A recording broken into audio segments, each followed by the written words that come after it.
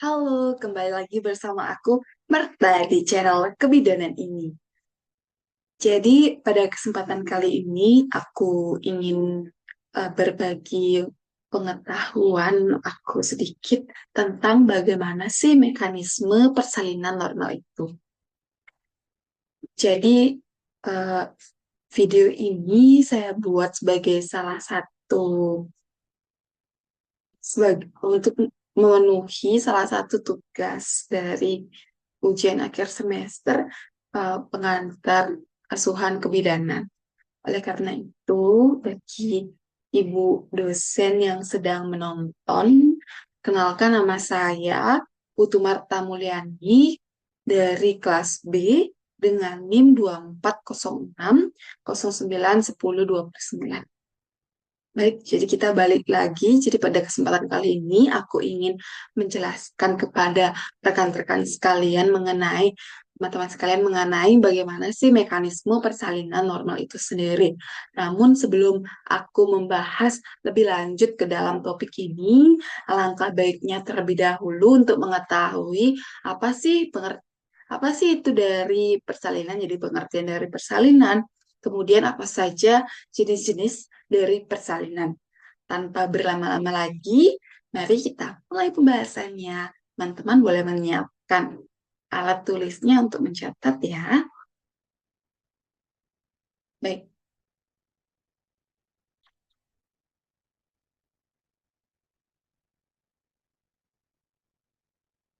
Nah, persalinan, apa sih itu persalinan? Persalinan ini adalah pengeluaran proses hasil konsepsi, di mana kan hasil konsepsi ini yakni bayi dan juga plasentanya yang telah cukup bulan. Nah, jadi usia kehamilannya itu di antara 37 hingga 42 minggu melalui jalan lahir atau jalan lainnya dengan bantuan ataupun tanpa bantuan. Jadi di sini aku membuat tiga jenis persalinan menurut jalan lahirnya. Yang pertama itu ada persalinan spontan, di mana persalinan ini berlangsung karena adanya kekuatan ibu dan juga melalui jalan lahir. Artinya persalinan spontan ini adalah persalinan pervaginam. Kemudian persalinan buatan, di mana itu persalinan yang dibantu dengan tenaga atau bantuan dari luar selain dari tenaga ibu. Misalkan apa tuh menggunakan forceps karena dia menggunakan alat dan juga uh, seksio cesaria atau karena adanya bantuan dari luar seperti itu. Kemudian yang terakhir adalah persalinan anjuran. Jadi persalinan anjuran ini dilakukan bila bayi tersebut belum lahir selama 2 minggu setelah perkiraan tanggal melahirkan, atau karena adanya keadaan patologis yang merangsang timbulnya his secara buatan untuk menimbulkan terjadinya persalinan tersebut. Kemudian kita memasuki topik utama, yakni mekanisme persalinan normal. Jadi, ada 7 tahapan atau 7 mekanisme dalam persalinan normal ini. Yang pertama itu yakni engagement atau kepala janin ini sudah mulai masuk ke pintu atas panggul yang ini. Dia sudah mulai masuk ke pintu atas panggul. Pada kehamilan pertama, biasanya engagement ini terjadi beberapa minggu sebelum melahirkan.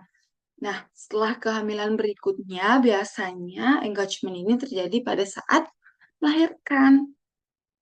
Jadi, kepala janin ini akan melewati bidang Hodge 1 dan juga Hodge 2, di mana diameter piparientalnya menjadi bagian terbesar yang nantinya akan melewati panggul ibu. Nah, dan kepalanya, eh, presentasi kepalanya nanti yang apa tuh yang turun. Jadi kan presentasi kepala yang normal itu, presentasi yang normal itu presentasi kepala. Jadi nanti presentasi kepala itu yang nantinya akan turun tuh. Jadi ada beberapa faktor nih yang mempengaruhi dari engagement ini. Yang pertama tentunya posisi kepala, apakah eh, dia sudah sesuai ataukah belum. Kemudian dari ukuran bentuk panggul ibunya, dan juga yang terakhir itu ada kontraksi atau kiss yang kuat.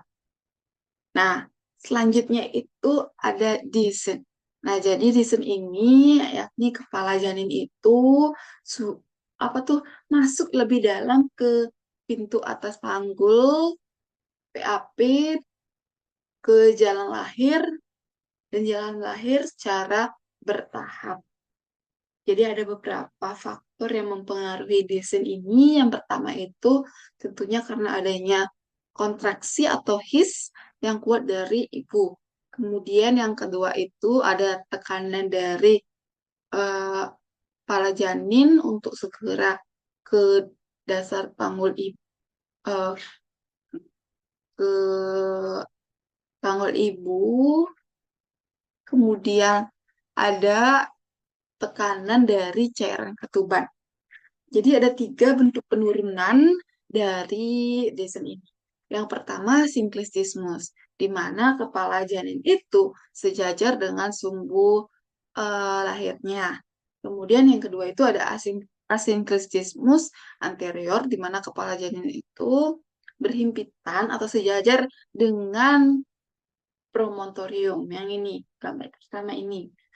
Kemudian yang ketiga itu ada asinklistismus posterior, di mana kepala janin itu sejajar atau berhimpitan dengan simpisis, seperti gambar kedua ini.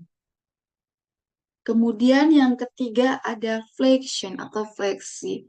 Fleksi ini yakni ketika dagu si bayi itu yang ini mendekati dada. Jadi dari semula ini yang nggak menekuk jadi ini. Kenapa sih fleksi ini bisa terjadi? Jadi fleksi ini terjadi karena adanya hambatan di panggul yang menyebabkan si bayi ini harus menekukkan gitu. Jadi dagunya itu mengarah ke dada atau menekuk agar nantinya dia itu bisa bis, bis, bisa jadi nantinya itu diameter yang kecil yang akan melewatinya. Jadi ini yang tadinya ini diameter oxyfrontalis itu menjadi diameter eh, suboxybrachydactyly. Jadi nanti yang ini yang akan melewati sehingga lebih mudah dia B-nya itu keluar. Kemudian ada internal rotation atau putar paksi dalam, yakni sebuah pergerakan kepala janin untuk menyesuaikan diri dengan bentuk panggul ibu. Jadi rotasi ini terjadi sekitar 45 hingga 90 derajat karena adanya apa tuh tekanan dari otot dasar panggul ibu dan juga bentuk panggul ibu untuk mengarahkan kepala janin ini ke arah yang sesuai agar nantinya itu dia itu lebih gampang keluarnya seperti ini gambar ini. Dia itu putar sekitar 45 derajat.